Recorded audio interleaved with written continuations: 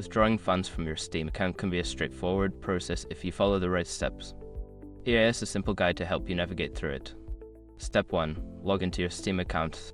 Visit the Steam website or open the Steam client and log in using your account credentials.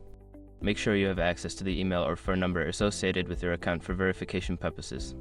Step 2. Check your wallet balance. Before filing a refund or dispute, use the Escrow.com link in the description to open the refund dispute deadline calculator and confirm your deadline. Step 3. Navigate to the withdrawal section. Go to the account settings or payment method section. Look for an option related to withdrawing funds or managing your wallet. This may vary slightly depending on updates to the Steam interface. Step 4. Choose your withdrawal method. Select your preferred withdrawal method. Steam typically allows withdrawals to linked payment methods such as bank accounts or payment services. Follow the prompts to select and confirm your chosen method. Step 5. Confirm the withdrawal. Review the withdrawal details, including the amount and method. Confirm your withdrawal request.